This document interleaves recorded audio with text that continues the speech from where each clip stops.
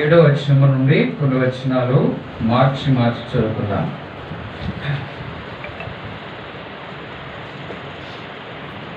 మాటల్లోనే చాలామంది చాలా దూరం భీమవరం దాటి వెళ్ళిపోయారు. చక్కగా నిద్రపోతున్నారు. మంచి ఫ్యాన్ గాలి, మంచి పాటలు, చక్కగా హార్మోనియం. ఇప్పుడు ఇంకా వెళ్ళిపోతారేమో అని భయం నాకు.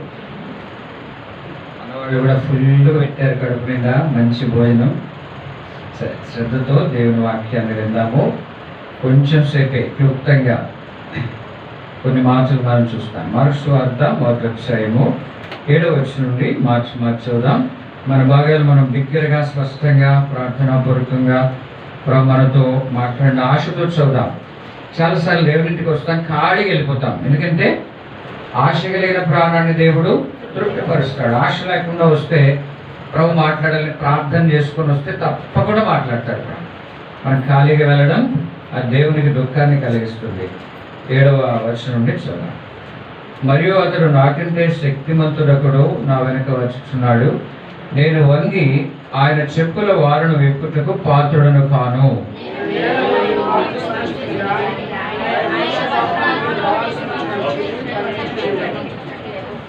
ఆ దినములలో యేసు గలిలయలోని నజరేతు నుండి వచ్చి యోర్దానులో యోహాను చేత బాప్తిస్మం పొందెను.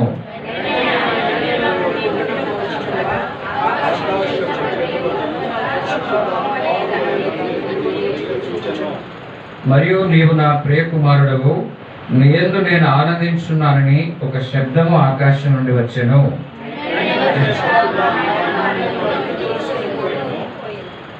ఆయన సాతాను చేత శోధించబడుచు అరణ్యములో 40 దినములు అడవి మృగములతో కూడా నుండెను. మరియు దేవదూతలు ఆయనకు పరిచర్య చేయుచుండిరి. చాలండి మాటలు ప్రభు మనకు వివరించినట్లుగా ప్రార్థిస్తాం. ప్రభు తండ్రి, మీ మాటల సత్యము, మీ వాక్య సారము మేము ఎరగడానికి మాకు బుద్ధి చాలదు ప్రభా, శక్తి చాలదు తండ్రి. ఎందుకు ఈ మాటలు మీరు రాయించినారో ప్రభా మేము గుర్తిరడానికి సహాయం చేయండి ప్రభా. దేవానాడు అమ్మాయి గ్రామానికి వెళ్తున్న శిష్యుల మనసు తెరిచి మీరు బోధించారు. మీరు బోధించకపోతే ప్రభా మా మనసు తెరవబడదు, మేము గ్రహించలేం ప్రభా.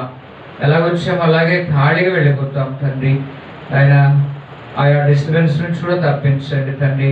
శత్రువు తెచ్చే ప్రతి ఆటంకం మీద విజయం దయచేయండి ప్రభా. ఈ కొద్ది సమయం మాకు దీవెనకరంగా చేయమని వేడుకుంటూ ఉన్నాం.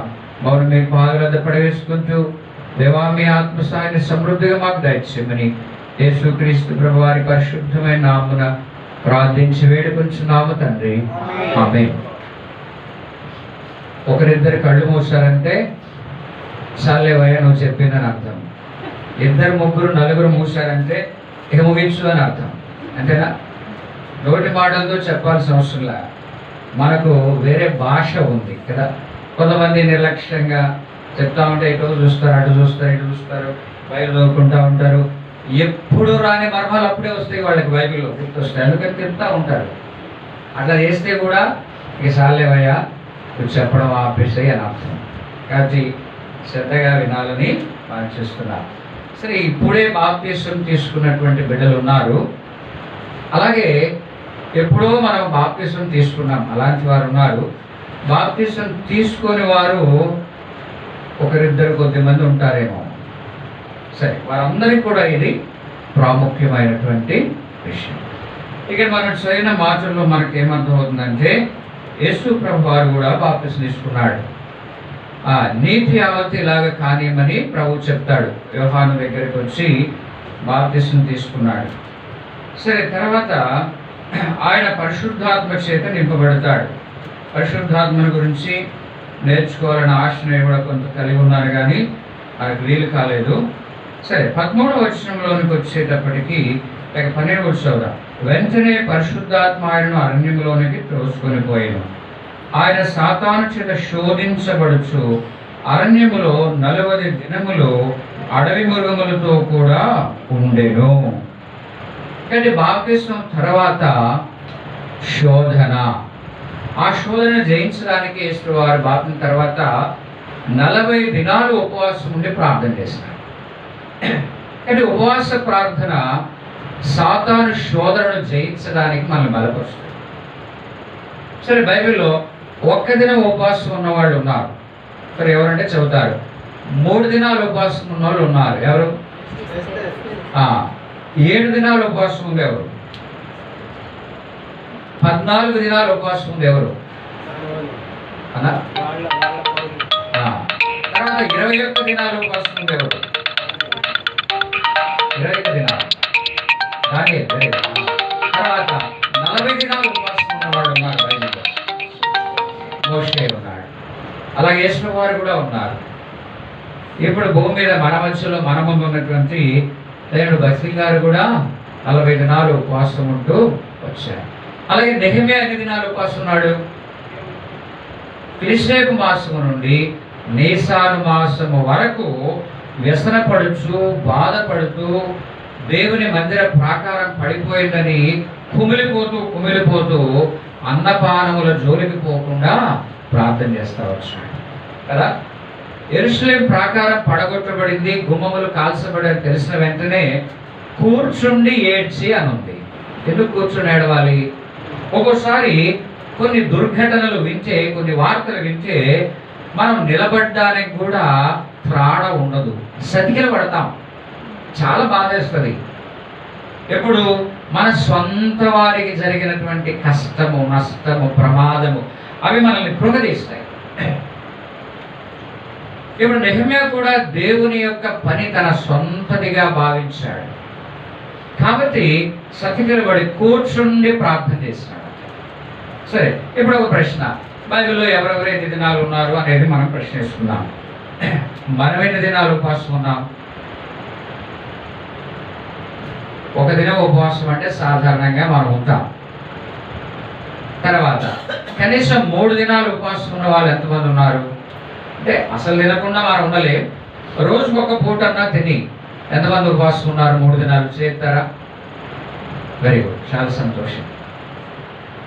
ఆమె వచ్చిన బ్యాక్గ్రౌండే వేరు కాబట్టి ఆమె నేర్చుకుంది. మనకు అవి నేర్పించబడాల, వాస్తవం ఒప్పుకోవాల్సిందే మనం కదండి. తర్వాత సంఘముగా ఎన్ని దినాలు ఉపవాసం ఉన్నాం? కనీసం ఒక్క దినమన్నా, ఒక రాత్రి అంతా మోకాళ్ళ మీద గడిచిపోయిన తెల్లారిపోయినటువంటి ఒక్క దినం ఉందా? అలాంటిది మన జీవితంలో ఎంతమందికి ఉంది? చాలా సంతోషం. ఏదమ్మా నువ్వు చేయట్లేదు. అయితే ప్రార్థన ప్రార్థన ప్రార్థన.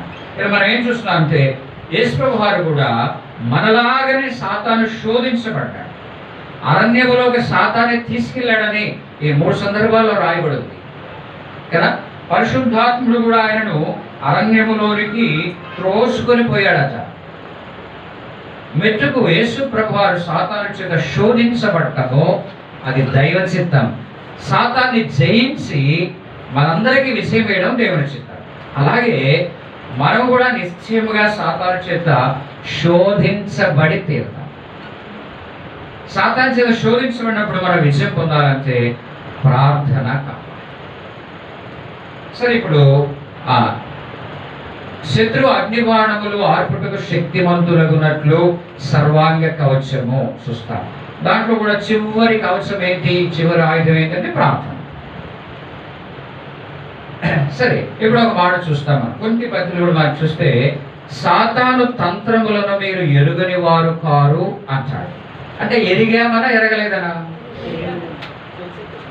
ఇప్పుడు చూడండి, సాతాను తంత్రములు మనము జయించాలి అంటే సాతాను తంత్రాలు ఎరిగి ఉండాలి. తంత్రములని దగ్గర ఇంగ్లీష్లో డివైజెస్ అనేటువంటి మాట రాసి, ఇది ప్రతి విశ్వాసి కూడా చాలా అవసరమైనటువంటి వాక్యం, వర్తమానం. ఎవ్వరు కూడా దీన్ని నెగ్లెక్ట్ చేయడానికి వీల్లేదు. కాబట్టి 6 డివైజెస్ ఆఫ్ డెవిల్, సాతాను మన మీద ఉపయోగించే 6 ఆయుధాలు ఏంటో నేను జ్ఞాపకం చేస్తాను. ఈ 6 మీరు ఈజీ గుర్తు పెట్టుకోవడానికి డీతో ప్రారంభమయ్యే మాటలు ఉంటాయి. అలాగే వాటిని జయించడానికి మనము కలిగి ఉండవలసిన 6 ఆయుధాలు ఉన్నాయి. అవి కూడా డీతో ప్రారంభమవుతాయి. నేను జ్ఞాపకం చేస్తాను, మన మనసులో దాచుకోవడానికి ప్రయత్నం చేస్తాను. మీరు లెక్కేసుకున్నాం. ఇప్పుడు ఒకవేళ ఈ 6 ఉపయోగించాడు మన జీవితంలో, ఇంకో 3 ఉపయోగించలేదంటే చచ్చిపోయే లోపు తప్పకుండా ఉపయోగిస్తాడు. సాతాను ఏదెను తోట నుంచి ఇప్పుడు మనం చూస్తాం, మొదటి మానవుని నుంచి కూడా నేటి వరకు మనుష్యుని జీవితాన్ని పడగొట్టడానికి సాతాను ఉపయోగించేటువంటి ఈ డివైజెస్, అగ్నిబాణం, 6 అగ్నిబాణాలు అనండి, లేదా 6 డివైజెస్ ఆఫ్ డెవిల్ అనండి, సాతాను యొక్క తంత్రములు అనండి, ఈ 6 మాటలు జ్ఞాపకం చేసుకుందాం. చాలా శ్రద్ధగా వినండి. చివరిలో నేను మళ్ళీ అడుగుతాను, అప్పుడు కూడా మీరు చెప్పేదానికి ప్రయత్నం చేయాలి. సరే, నేను చెప్తాను. ఇవి చాలా చిన్నవే. అదే ఇంత చిన్నదే కదండి అను. గొప్ప గొప్ప భక్తులు కూడా సాతానుడు జయించేసినాడు. గొప్ప గొప్ప ప్రార్థనా పరులను కూడా జయించగలిగినాడు ఆ చిన్న విషయం. మొదటి మాట డౌట్. డౌట్ అంటే ఏంటి? అనుమానం. చాలా చిన్నదే కదండి. ఆ చిన్న అనుమానము అనేటువంటి ఆయుధముతో బైబిల్లో మనం చూస్తా గొప్ప గొప్ప భక్తుల్ని కూడా జయించేసి వారి ఆత్మీయ జీవితాన్ని పతనం చేసి విలవిలలాడించాడు. మొట్టమొదటి ఎవరి జీవితంలో ఉపయోగించాడు అనుమానం అనే సాతాను? చెప్పండి. ఇది నిజమా? నిజంగా కాదని కూడా చెప్పలా, ఇది నిజమా? చూడండి, ప్రతి విశ్వాసం మీద సాతాను ఉపయోగించే ఆయుధం ఏంటంటే అనుమానం. ఖచ్చితంగా తీసుకొస్తాడు. ఎందుకంటే దేవుడు అంటున్నాడు, నువ్వు నమ్మితే పరలోకం. ఆ నమ్మకము కీ పాయింట్ అని తెలుసు సాతానికి బాగా. దాని మీదే దెబ్బ కొట్టాలి. సాతాను ఊరికి అక్కడ ఇక్కడ కొట్టడు. కాలు మీద కాలు ఇరగొట్టడు, చెయ్యి ఇరగొట్టడు, ముక్కు ఇరగొట్టడు. సాతాను మన గుండె మీదే దెబ్బ కొడతాడు. అంటే మూలమైన దాని మీద దెబ్బ కొడతాడు. విశ్వాసాన్ని చెడగొడితే వెంటనే ఆ వ్యక్తి యొక్క గుండెకాయ, విశ్వాసి గుండెకాయ ఏంటి? విశ్వాసి గుండెకాయ విశ్వాసమే. కానీ విశ్వాసం లేకుండా చేశాడంటే నష్టపోతాడు మనుష్యుడు. అందుకే సాతాను అంటే మొట్టమొదట అవ్వ మీద ఇది నిజమా, నిజం కాదేమో కదా, అనుమానము పెనుభూతము అని అంటాం. కానీ చివరికి అనుమానం అనే ఆయుధం ఉపయోగించి ఏం చేశాడు? ఏం పోగొట్టుకున్నాడు? మొదటి మానవుడు దేవునితో సహవాసం పోగొట్టుకున్నాడు. ఏ దేవుడైతే పిలిచి తనతో తన రూపంలో సృష్టించుకొని తనతో సహవాసం ఇచ్చాడో ఆ దేవుడే ఏదెను తోటలో నుండి తన సహవాసములో నుంచి మనుషుని వెళ్ళగొట్టేసినాడు. మళ్ళీ వస్తాడేమో లోపలికి, మళ్ళీ ఒకవేళ పండ్లు తింటాడేమో అని చెప్పి 2 ఖడ్గజ్వాలలు దేవుడే అక్కడ కావలి పెట్టాడని మనకు తెలుసు. అంటే సాతానుకి బాగా తెలుసు దేవుని చేతనే దూరం చేపించాడు. అంటే అవిశ్వాసం ఉంటే చాలు, అవిశ్వాసం వచ్చేసింది కదా. దేవుడు చెప్పాడు, ఆ పండు తినని నిశ్చయముగా చచ్చాడు. మీరు చావనే చావరు. చివరికి అనుమానం ఆ పండు తీసుకున్నాడు, తిన్నాడు. ఆదామవ్వలు దిగంబరులయ్యారు, దేవుని రూపాన్ని కోల్పోయారు, దేవుని సహవాసాన్ని కోల్పోయారు, ఆ దేవునికి దూరం అయిపోయారు. ఇంకెవరి మీద ఉపయోగించాడు అనుమానం అనే ఆయుధం? చెప్పండి. మీరు చెప్తే మీకు నిద్ర రాదు, లేకపోతే నిద్ర వస్తుంది. ఇంకెవరి మీద ఉపయోగించాడు సాతాను? ఇంకెవరి మీద లేదండి అంటారా? ఎవరి మీద? సంసోను మీద ఏముంటుంది వచ్చిన సంసోను అంటే నాకు కొత్త పాయింట్ వస్తుంది. మిమ్మల్ని అడిగే ఊరికే కాదు, ఆల్కహాల్ తక్కువలే ఏంటి, గొప్ప గొప్ప దైవజనులు మీ మధ్యలో పరిచయం చేస్తున్నారు. అందులో పరంజ్యోతి గారు కూడా వాక్యం చాలా చక్కగా చదువుతుంది. మాదే కూడా ఒకసారి విలువాలనుకుంటున్నాం. చెప్పండి, ఎట్లా సంసోను చెప్పు. మా ఫ్రీ రేపు ఏం పర్లేదు, నేను ముసలోనే కానీ మీకేం తెలుసుకోండి, ఏం కాదు. ఇంకా ఇక్కడ ఎవరు చెప్పినారు? అబ్రహాం. అసలు మనిషిని మర్చిపోయారు. అతని పేరే డౌటింగ్ థామస్, తోమా కదా. యేసుప్రభువు వారితో 3.5 సంవత్సరాలు సహవాసం చేసి ప్రభు చేసిన అద్భుతాలన్నీ చూసి, ప్రభు చేసిన ఆశ్చర్యకార్యాలన్నీ చూసి, ప్రభుతో కలిసి భోజనం చేసి ఇప్పుడు అంటాడు, యేసయ్య చనిపోయి లేచినాక ఆయన చేతుల్లో నేను, ఆయన గాయాల్లో నేను చేతులు పెట్టి చూస్తే కానీ నమ్మనేనా అని కృపగలిగిన దేవుడు అతని విశ్వాసాన్ని బలపరచడానికి ఒక మెట్టు దిగాడు, తగ్గించుకున్నాడు, ఆ మనుషుని దగ్గరికి వచ్చాడు. ఎవరైనా మనల్ని అనుమానిస్తే చూడండి, భార్య భర్తను అనుమానిస్తే భార్యకి చాలా కష్టం కదా, పెళ్ళైన వాళ్ళకి బాగా కదా. అలాగే భార్య భర్తని కానీ భర్త భార్యని కానీ అనుమానిస్తే అది చాలా కష్టం. వైరం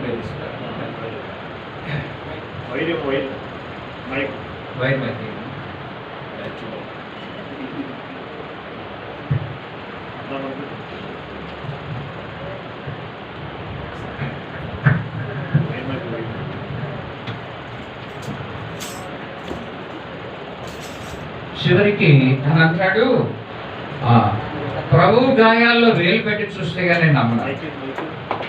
సరే, ఏది ఏమైనా సరే తోమా విశ్వాసాన్ని బలపరచాలని దేవుడు ఏం చేశాడంటే తోమా దగ్గరికి వచ్చినాడు. తోమా, ఇదిగో నా ప్రక్కలో నీకు చేయి పెట్టి చూడు.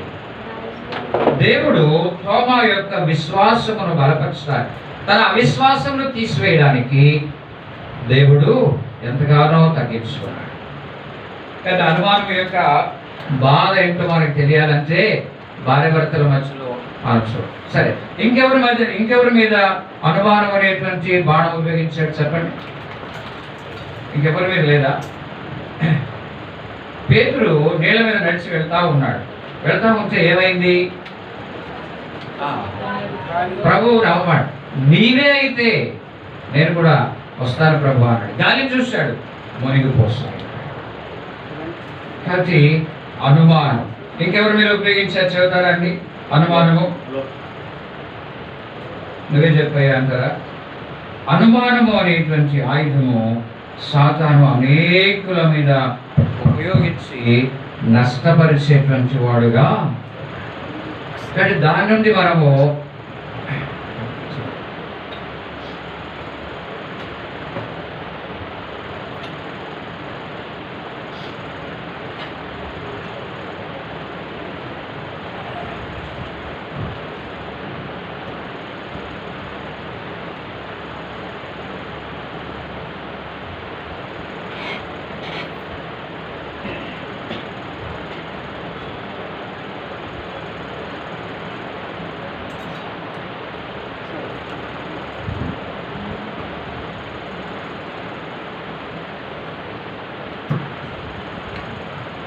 పేతురు మీద కూడా సాతానుడు ఉపయోగించాడు. ఎలా చెప్పచ్చండి? ప్రతిదానికి ముందుకొచ్చాడు పేతురు, జవాబిస్తూ వచ్చినాడు. చివరికి ఏమంటాడు తెలుసా పేతురు? 19వ వచనం, మత్తయి 19:27. పేతురు, ఇదిగో మేము సమస్తమును విడిచిపెట్టి నేను వెంబడించుకుని గనుక మాకేమి దొరుకునని ఆయనను అడుగగా. అంటే ఒక డౌట్ వచ్చింది, ధర్మ సందేహం వచ్చింది పేతురికి. ఏమని? ప్రభు, అన్ని విడిచిపెట్టి నేను వెంబడిస్తున్నా కదా, అసలు పరలోకంలో మాకేం దొరుకుతుంది? అది పేతురు యొక్క ధర్మ సందేహం అన్నమాట. అప్పుడు ప్రభు చెప్పినాడు 28వ వచనం, యేసు వారితో ఇట్లను పునరుజ్జన్మందు లేక పునరుద్ధి స్థాపన యందు మనుష్య కుమారుడు తన మహిమగల సింహాసనం మీద ఆసీనుడైనప్పుడు నన్ను వెంబడించిన మీరును 12 సింహాసనం మీద ఆసీనులై ఇశ్రాయేలు 12 గోత్రముల వారికి తీర్పు తీర్చుదురు.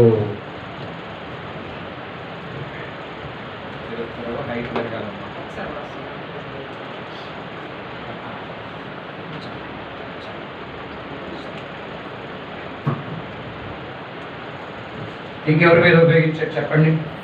మీరే చెప్పాలి. మీరే చెప్తే కొన్ని కొత్త విషయాలు వస్తాయి. ఇంకెవరి మీద? అసలు అతని పేరు మర్చిపోయారు. బాప్తిస్మమిచ్చు యోహాను. ఎదకొచ్చు బాప్తిస్మిచ్చు యోహాను ఏమన్నాడు? మొదట యేసుని చూసి ఇదిగో దేవుని గొర్రె పిల్ల అని చెబుతాడు. తర్వాత లూకాసు సువార్త 7:19 కానీ మనం చూస్తే రాబోవాడు నీవేనా, వేరొకరి కొరకు కనిపెట్టాలన్నా. చూడండి, సాతాను ఎవ్వరిని విడిచిపెట్టలా. ప్రతి మనుషుని మీద కూడా అవిశ్వాసము, అనుమానము అనేటువంటి అగ్నిబాణము ఉపయోగిస్తాం. చూడండి, మనం కూడా అంటాం చాలాసార్లు, ఏమంటాం? ఇంత ప్రయాసపడి దేవుని కొరకు నేను పనిచేస్తున్నానే, నా జీవితం అంతా త్యాగం చేసుకున్నానే, నాకేమన్నా ప్రతిఫలం ఉంటుందా? పైకనకపోయినా మనస్సులో మన హృదయంలో ఒక అనుమానం. సరే, తర్వాత అడుగుతాను ఎవరి మీద ఉపయోగించాడు సాతానుడు ఏంటని. సరే, మొట్టమొదటి ఆయుధం ఏంటంటే సాతాను యొక్క ఆయుధము అనుమానము. సరే, రెండో మాట చెప్తాను. దీంతో ప్రారంభమయ్యే రెండో మాట ఏంటంటే డిస్కరేజ్మెంట్, నిరుత్సాహపరుస్తాడు సాతాను. బైబిల్లో ఒక గొప్ప వ్యక్తిని, గొప్ప పరిచయం చేసిన వ్యక్తిని నిరుత్సాహపరిచి తన పరిచయను కూడా ఆపివేసేటట్టు చేశాడు. ఎవరి మీద ఉపయోగించాడు చెప్తారా? ఏలియా మీద. కేరీను దగ్గర దేవుడు అద్భుతమైన తర్బీదు ఇచ్చాడు. అసంభవమైనవి దేవునికి సంభవములు అని దేవుడు రుజువు చేశాడు. కాకి ఎవరి దగ్గరన్నా ఎత్తుకుపోవడమే కానీ ఎవరికి తెచ్చేది. అలాంటి కాకి చేత దేవుడు పంపించినాడు. తనకు అర్థమైంది. ఆ విశ్వాసమును బట్టి తనేం చేశాడంటే రెండు తలంపుల మధ్య తడబడే ప్రజలందరినీ కూడా ఒక్కటిగా చేయగలుగుతూ వచ్చినాడు. ఎలాగా? తను అర్పించిన బలి, నీళ్లు పోయమంటాడు, ఇవన్నీ మనం చూస్తాం. వెరీ నెక్స్ట్ చాప్టర్లోకి వచ్చినప్పటికీ ఏమంటాడు? బదరీ వృక్షం కింద కూర్చున్నాడు. ఇక నాకు చాలు ప్రభువా, మరణాపేక్ష కలిగి. దాదాపుగా ప్రతి విశ్వాసి కూడా నేను చచ్చిపోతే బాగున్నాను ఎప్పుడు అనుకుంటాడు? కష్టాలు వచ్చినప్పుడు తప్పకుండా అనుకుంటాడు. ఇంకా ఒక అడుగు ముందేసి ఏసయ్యా నేను ఉండేం చేస్తానులే, నేను చచ్చిపోతే బాగుండు, నన్ను చంపు ప్రభువా అని ఏలియాలాగా ప్రార్థన చేసిన వాళ్ళు కూడా మనలో 90% పైనే ఉంటారు. ఉండరంటారా? ఖచ్చితంగా అనుకుంటాం. కష్టాలు వస్తేనేమో ఏసై తొందర రావాలా, లేకపోతే నేను చచ్చిపోవాలా. అన్నీ కలిసి వస్తూ ఉంటేనేమో అమ్మాయికి పెళ్ళి అయిపోతూ ఉంటుంది, ఉద్యోగాలు మనవాళ్ళు అంతా వర్ధిల్లుతూ ఉంటేనేమో ఇంకా ఏసై కొంచెం ఆగితే బాగుండు అంటే మనుష్యుడిని సాతానుడు నిరుత్సాహపరుస్తాడు. ఎందుకు నిరుత్సాహపడ్డాడట? యెజబెల్ అనిందంట ఒక మాట. ఎవరిందంటే యెజబెల్, నీవు కూడా బయలు ప్రవక్తలు ఒకరివా అంటే నేను చంపేస్తా అన్నాడు. ఎంత డిస్కరేజ్ అయిపోయాడో చూడండి, ఎంత నిరుత్సాహపడిపోయాడో మనం చూస్తాం. కానీ చూడండి, దావీదు కూడా నిరుత్సాహపడే భయంకరమైన పరిస్థితికి వస్తాడు. ఎక్కడ ఉందన్నమాట? మొదటి సమూయేలు గ్రంథం 30వ అధ్యాయం 3వ వచనం. దావీదును అతని జనులను పట్టణమునకు వచ్చి అది కాల్చబడి ఉంటయో తమ భార్యలను కుమారులను కుమార్తెలను చెరలోనికి కొనిపోబడి ఉన్నట్టు చూసి ఇక ఏడ్చుటకు శక్తి లేకపోయినంత బిగ్గరగా ఏడ్చినాడు. ఎవరు ఏడ్చింది? అక్కోళ్ళు కాదు, అన్నోళ్ళు ఏడుస్తున్నారు. అక్కోళ్ళు అంటే సీటి మాటికి ఏడుస్తారు. పక్కింటోళ్ళు మంచి చీర కట్టుకున్నా నాకు ఆ చీర లేదే అని ఏడుస్తారు. పండగ పూట కూడా ఏడుస్తారు అక్కోళ్ళు, ప్రతి దానికి ఏడుస్తారు.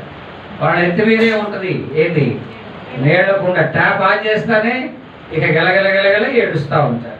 కానీ ఇక్కడ ఎవరు ఏడ్చినారంట? యుద్ధశూరులు ఏడ్చినారు, బలాఢ్యులు ఏడ్చినారు, దేవుని యోధులు ఏడ్చినారు. ఎట్లా ఏడ్చినారంట? ఏడ్చుటకు శక్తి లేకపోయినంత బిగ్గరగా ఏడ్చినారు. ఎంత విచారకరం కదండి.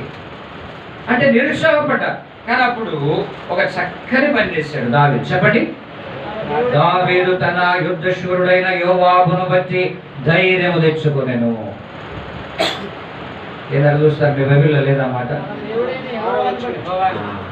యుద్ధశూరుడైన యోవాబును బట్టి కాదు, అభిషేక్ని బట్టి కాదు, పాస్ట్ ఎక్స్పీరియన్స్ని బట్టి కాదు, అది సంథింగ్ నేను చేయగలనని కాదు, తన బలం మీద ఆధారపడలా కదా. 6వ వచనంలో ఉంది చివరి మాట మనం చూస్తే, దావీదు తన దేవుడైన యెహోవాను బట్టి ధైర్యం తెచ్చుకున్నాడు. మన ధైర్యం ఎవరు? యేసయ్యే అంటాం. కానీ నిజంగా తెచ్చుకుంటామా? ప్రభు ఉన్నాడు నాకు సహాయం చేస్తాడని ప్రభు బట్టి ధైర్యం తెచ్చుకుంటామా? మీరు తెచ్చుకుంటా ఉండొచ్చులే. కానీ మన జీవితం మన ముందు అటు ఇటు ఉన్న కొంతమంది భక్తులు కూడా ఈ విషయంలో చాలా పడతారు. మార్టిన్ లూథర్ గారు, నేను చెప్పాను కదా, మార్టిన్ లూథర్ గారు జీవిత చరిత్ర ఎవరు చదివారా?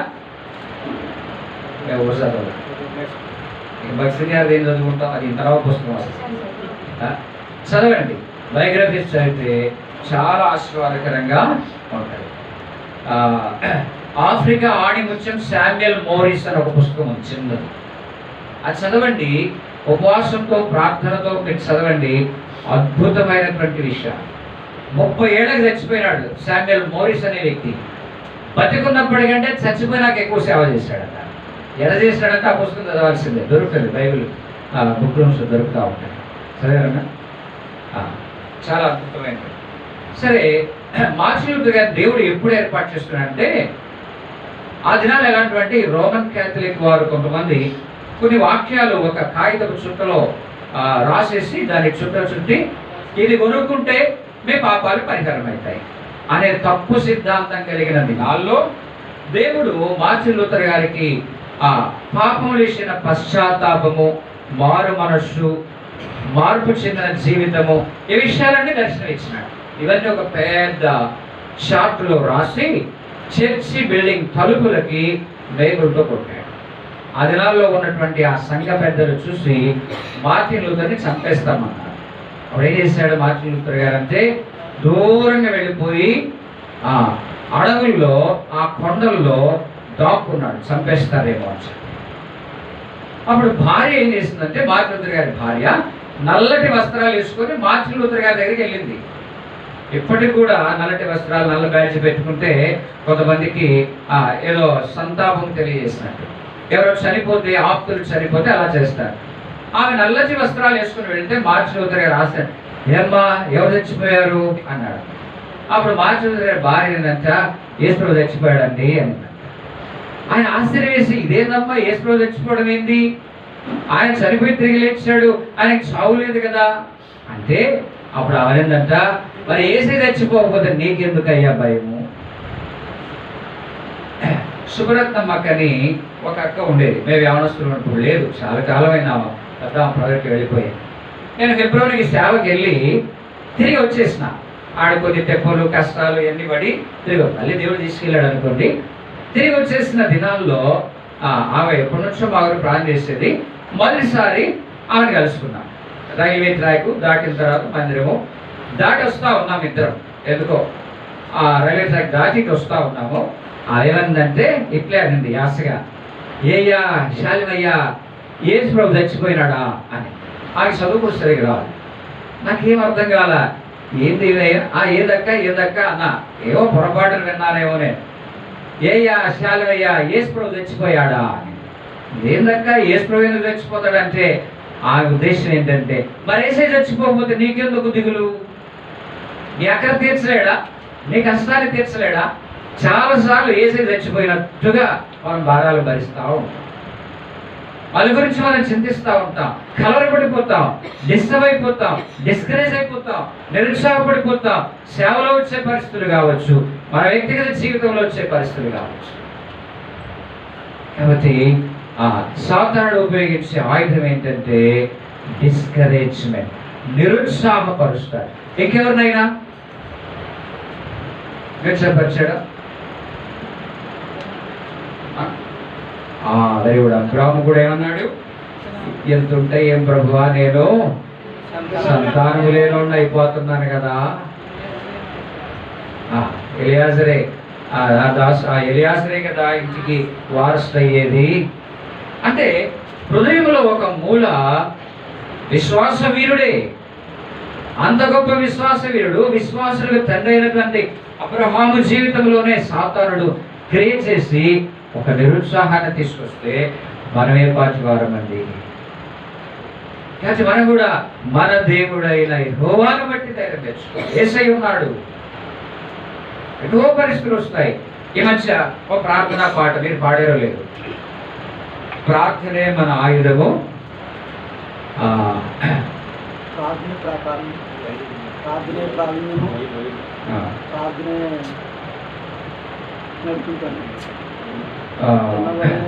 వింత వింత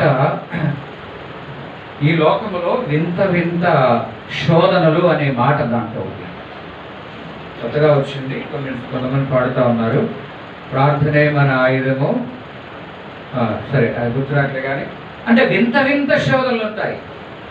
ఎవరైతే మనల్ని ప్రేమించాడు అనుకుంటామో అతని ద్వారానే శోధన వస్తుంది, అతనే ద్వేషిస్తాడు. ఇప్పుడు శత్రువు ద్వేషిస్తే మనం ఏమి అంతగా కంగారు పడం, నిరుత్సాహపడం. ఎందుకంటే వాడు ఎంత ద్వేషించేవాడే, ఎంత నిందలేసేవాడు. ప్రేమించేవాడు నిందేస్తే గుండె పగిలిపోయింది. కొన్ని పరిస్థితులు వస్తాయి మన జీవితంలో. గొప్ప నష్టం వస్తుంది, నిరుత్సాహపడిపోతాం. కానీ మన దేవుడైన యెహోవాను బట్టి దావీదు తన అనుభవాన్ని, యుద్ధ నైపుణ్యాన్ని బట్టి కాదు, యుద్ధ చాతుర్యాన్ని బట్టి కాదు, తన ధైర్యం తెచ్చుకుంది, దేవుణ్ణి బట్టి ధైర్యం తెచ్చుకున్నాడు. కాబట్టి మనం కూడా అట్లాగా జయించవలసిన వారంగా ఉంటాం. సరే, మూడవ ఆయుధం, సాతాను యొక్క మూడవ ఆయుధము ఏంటి అంటే డైవర్షన్. అంటే గురిని మరల్చి వేస్తాడు సాతాను. గురిని మరల్చడానికి 3 F'లు ఉపయోగిస్తాడు. ఎవరెవరో మీరు చెప్పాలి. ఒకటి, ఫిమేల్, స్త్రీ లేక పురుషుణ్ణి ఉపయోగించి గురిని మరల్చేస్తాడు.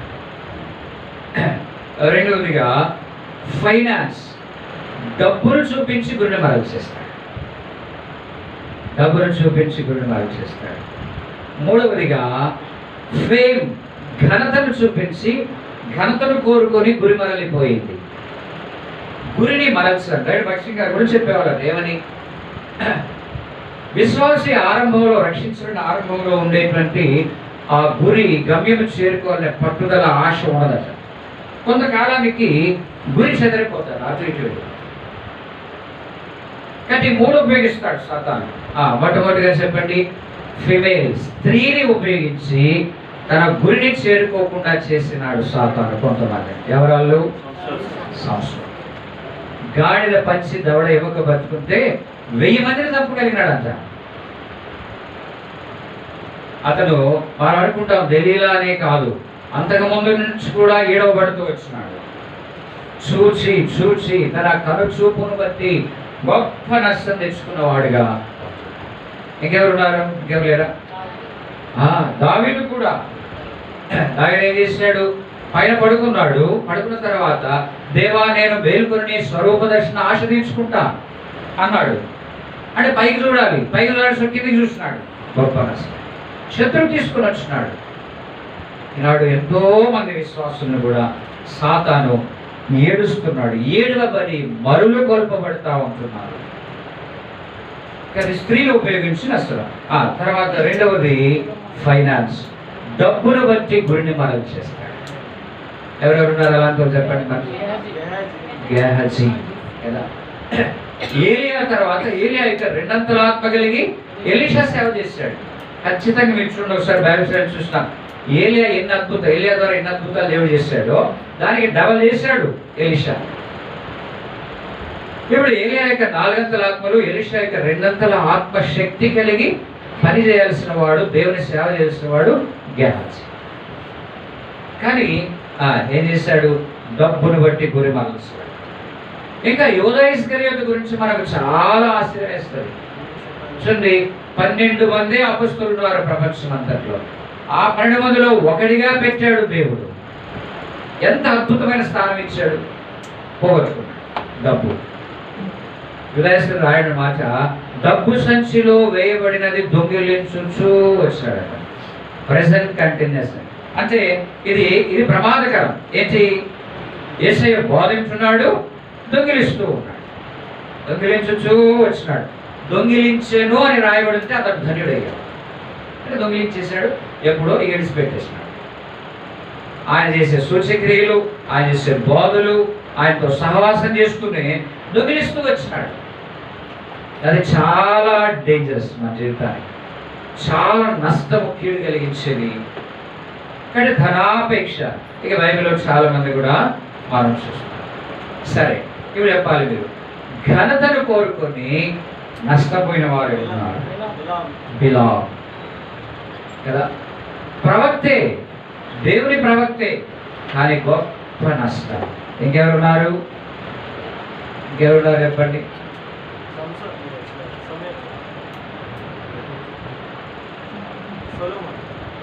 సొలొమోన్ ఎంత కోరుకున్నాడా? ఎంత కోరుకున్నాడన్నా? దేవా ఇహలోకమును స్నేహించి వెళ్ళిపోయాడు. కానీ సాతానుడు యేసుప్రభువు దగ్గర కూడా ఆ మహిమంతా చూపిస్తాడు. నీకు ఇచ్చేస్తా, నువ్వు నాకు ఒక సెల్యూట్ కొడితే చాలు ఇచ్చేస్తా అన్నాడు. అంటే లోక ఘనతను ఈజీగా సంపాదించుకొని మనం కూడా వీళ్ళైపోయేటువంటి అవకాశం. ఇంకా పాత అచ్చు బైబిల్లో రాస్తుంది, ఇప్పుడు వచ్చిన కొత్త అచ్చు బైబిల్లో వేరుగా ఉంది. కానీ పాత అచ్చు బైబిల్లో 1 సమూయేలు 15:30 ఏం రాబడిందంటే సౌలు అంటాడు సమూయేలుతో. ఇప్పుడు చదవండి. పెద్ద సౌలు, నేను పాపం చేస్తుని ఆయనను నా జనుల పెద్దల ఎదుటను ఇశ్రాయేలీయులను నన్ను ఘనపరిచిన యెహోవాకు మొక్కుటకై అనుంది. పెద్దచ్చు బైబిల్లో నన్ను ఘనపరిచి యెహోవాను మొక్కుటకై నేను పోగా నాతో కూడా రమ్ము అంటాడు సమూయేలు. పాతచ్చు బైబిల్ ఎవరు లేదా? పెద్దచ్చు బైబిల్ అంటే సౌలు పాపం చేస్తుని ఆయనను నా జనుల పెద్దల ఎదుటను ఇశ్రాయేలీయులను నన్ను గణపరిచి నన్ను గణపరిచిన యెహోవాకని చిన్నచ్చు బైబిల్లో ఉంది. అంటే అది మిస్టేకే అని అడిగితే, దేవుడు ఎందుకు గణపరుస్తాడు తను తప్పు చేసినప్పుడు? కానీ ఇతను ఘనత కోరు, నన్ను గణపరిచి నేను మొక్కుటకై పోగా నాతో కూడా రమ్ము అంటున్నాడు. ఘనతను కోరుకున్నాడు. అప్పటికైనా కూడా పశ్చాత్తాపడి ప్రార్థిస్తుంటే దేవుడు అతనికి విజయం ఇచ్చేవాడు. ఘనత కోరుకున్నాడు, ఓడిపోయాడు. ఇంకెవరున్నారు చెప్పండి? హామాన్ లేదా హామానేనా? Mordecai salute చేయలేదట. అదంటే అతని బాధ. ఘనపరచాలి, మనుషుల ఘనత. ఏమండి, మనమేదో హామాను గురించి అర్థం కాదు, మనకు కూడా ఉంటుంది, ఖచ్చితంగా ఉంటుంది. గుర్తుపెట్టుకోండి, మనుషులను పొగలేదే. వాక్యం చెబుతానే కిందకి అన్న ఎంత బాగా చెప్పినా ఉన్నా అంటే భాగ్యం పెట్టే ఫుడ్ కూడా అవసరంలా, ఇక ఆకలేదన్నమాట. ఉదయం నేను టిఫినే తిల్లా, ఎవరు పొగిడాడో, పొగిడితే కడుపులు నిండిపోతాయి మనకు. మీకు తెలుసో లేదో, అది మనుషుని బలహీనత.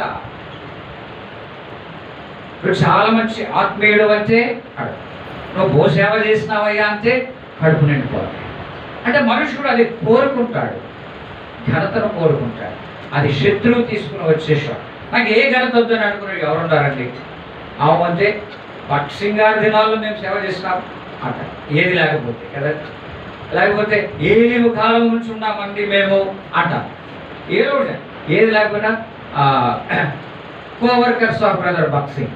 నువ్వు అసలు బాక్సింగ్ గానే కూర్చుండవు, మళ్ళీ కోవర్కర్స్ అంటే అదొక గత కావాలి మనం. రకరకాలుగా నేను ఎవరిని ఏమంటలేదండు మరి అంటే మన మనస్సును మనం ఎరగాలని నేను ఆశపడతాను. మరి నీ సంగతి చెప్పుకుంటే ఎన్నిసార్లు కోరుకుంది నా మనస్సు ఘనతను. స్పర్జన్ గారట వాక్యం చెప్పి కిందకి వస్తూ ఉండగానే ఒక అతను కలుసుకొని, మీరు చాలా బాగా చెప్పినారండి అన్నాడట. అంటే స్పర్జన్ గారు అన్నారట, నీకంటే ముందే ఒకరు నన్ను వచ్చి మెచ్చుకున్నారయ్యా అన్నారట. అరే నువ్వు దిగతంటే నేనే కదా ఉండింది, ఎవరు రాలేదే అంటే నీకంటే ముందు సాతాను వచ్చి నన్ను ఘనపరిచాడు. కాబట్టి మనుష్యుడు ఘనతను కోరుకుంటాడు, నష్టపోయి. కానీ మన గురిని మరచడానికి సాతాను 3 విషయాలు ఉపయోగిస్తాడు. కాబట్టి మొదటిది సాతాను మన మీద ఏం ఉపయోగిస్తాడు చెప్పండి? అనుమానం తీసుకొస్తాడు. నిజమేనంటావా? అసలు వాస్తవా? అసలు దేవుడు ఉన్నాడా? అది చదివేసాడా? ఏదో ఒక అనుమానం వస్తుంది. దాన్ని జయించాలంటే మనము విశ్వాసమును డాలు పట్టుకోవాలి. కానీ సాతాను అవిశ్వాసమును మనలోనికి తీసుకొని వస్తాడు. కాబట్టి మొదటి దాన్ని మనము జయించగలిగాం, అనుమానం చేస్తాడు. రెండవది ఏం చెప్పాను చెప్పండి? డిస్కరేజ్మెంట్, నిరుత్సాహం తీసుకొస్తాడు మనిషి, ఏదో చూపిస్తాడు. ఇంకా యవనస్తులకి ఇంకా కదా, నా ముక్కు లావుగా ఉంది, నేను నల్లగా ఉన్నానే, తెల్లగా ఉన్నా, నా కళ్ళు చిన్నగా ఉన్నాయి, నా ముక్కు పొడుగ్గా ఉంది, నేను బార్బీ డాల్ లాగా లేనే, ఇక ఏదో ఒకటి నా జుట్టు ఇట్ట అయిపోయింది, నాలాగిట్ట మొత్తం ప్లే గ్రౌండ్ అయిపోయింది. ఇక ఎన్నో బాధలు ఉంటాయి మనుషులకి. నిరుత్సాహం కదా. దేవుడు ఎన్నో అద్భుతాలు చేసినా, అనేకుల కంటే ఎంతో శ్రేష్టమైన వారిగా ఉంచినా కూడా ఇంకా ఏదో ఒక నిరుత్సాహం, ఇంకా ఏదో ఒక డిస్కరేజ్మెంట్ మన జీవితంలో. కాబట్టి నిరుత్సాహమును మనము జయించాలి. ఎలా జయించాలంటే దావీదు తన దేవుడనే యెహోవాను బట్టి. దేవుడే మన ధైర్యం, లోకంలో ఇంకెవరు కూడా కాదు. మూడవది ఏం చెప్పాను చెప్పండి? డైవర్షన్, గురి మనం చేస్తాం.